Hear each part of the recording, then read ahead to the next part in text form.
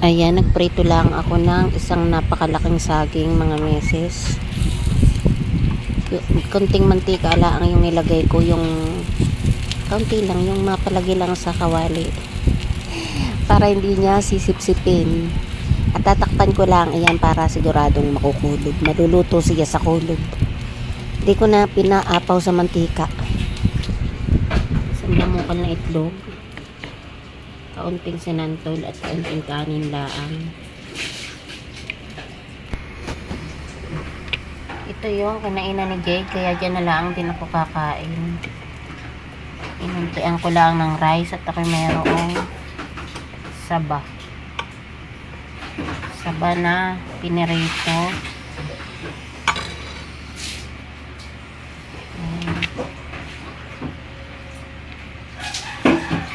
Ayan guys, ang halian. Isang damukal na itlog. Kunting kanin niya, isang damukal na mga itlog.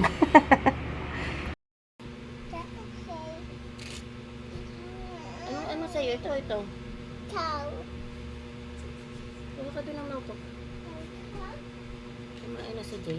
Yung pinagkainan niya, ay gusto daw niya na sa akin.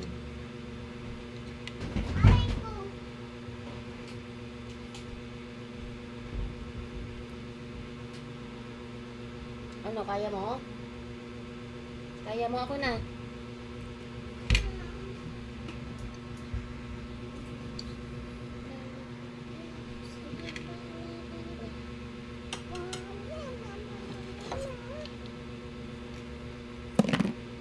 Itlog, gusto mo?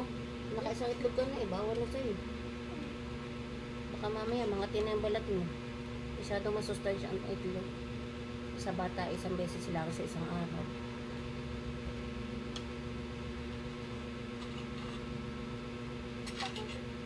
Masustansya pa yung itlog. Bakit gano'n? Siguro masustansya siya, kaya kailangan ang bata. Isang beses lang sa isang araw. Okay na? Bakit nangangati yung mga bata pag kumakain sila? Ako ang nangangati at tayo na-allergy nila ito. Saklay ka ba?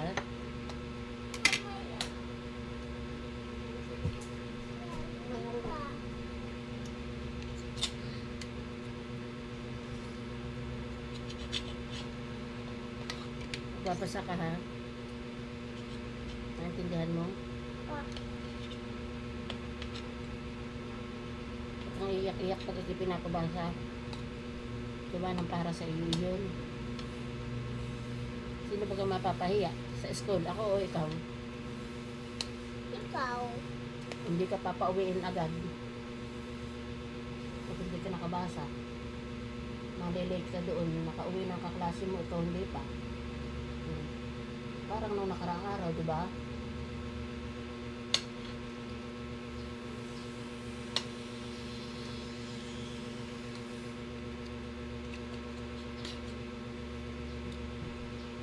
Pag pinapabasa siya ay parang binugbog sa iyak. Hindi niya naiintindihan na para sa kanya.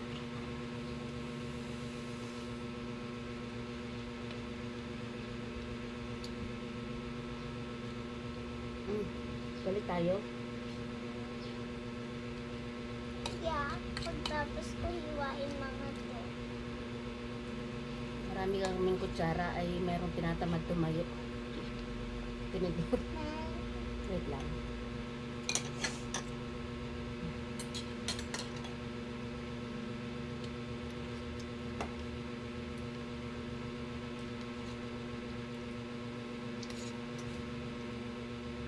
Sila nag-iiyak.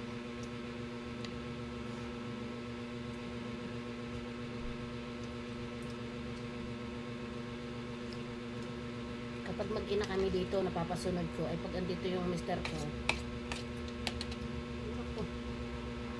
may kakampi. Ngayon magbabasa ka, wala kang kakampi.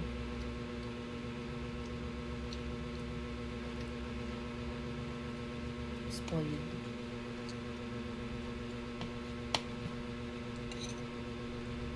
Spoiled na bata.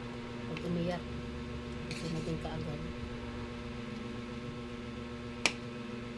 Nung panahon namin, walang iyak-iyak. Walang susuyo sa'yo. Pag umiyak ka, bahala ka. Walang susuyo. Ngayon, kaya yung mga bata, natigas ang ulo eh. Kunting ano lang, kakampihan ka agad. Alam mo nung kami grade 1 ako, hindi ako nakakabasa. Kinikingot pa ako ng teacher ko. Bakit? Eh, hindi ako nakakabasa eh. Pero nung panahon na yun, walang manunugod na nanay. Eh, bakit marunong ka magbasa kung hindi ka pinapabasa? Siyempre, marunong na ako yun. Sabi ako nagbabasa eh. Ikaw lang ang gusto.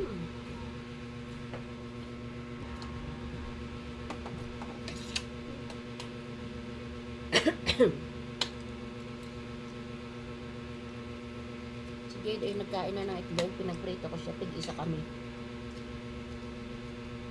Nauna na siyang kumain at siya naligo.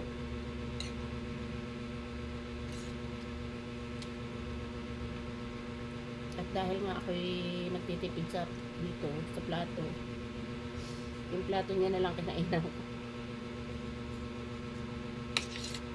Tata ka? Nagtitipid daw tayo sa tubig ngayon eh, sabi ng may lilad. Bakit? Natutuyo na daw yung dam. Yung drum? Dam. Ano yung drum? Yung malaking ano ng tubig. Yung drum? Dam ang tawag doon. Drum? Kasing laki siya ng lake. Kasing laki ng Dagat. ganun para siyang dagat. Ah, yung parang malaking timba. Ganda mo. Oh. Hindi, malaki talaga siya para siyang dagat. Ay, yung malaking drum. Drum talaga talaga. Parang malaking ano. Katatapos lang na yung umiyak para walang nangyari. Ganun mga beses, kapag umiyak ang bata, huwag natin susuyuin. Mamaya may itigil na pag-iyak. Yung mga nang i-spoiled, naku Diyos ko po, pag umiyak, susuyuin ka agad, kaya lumalaki ulo eh. Baka matusok yung mukha mo.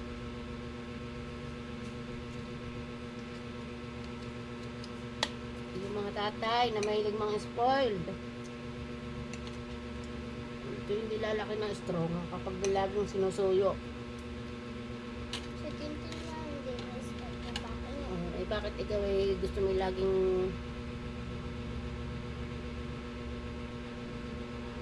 sinusuyo ni Papa ha?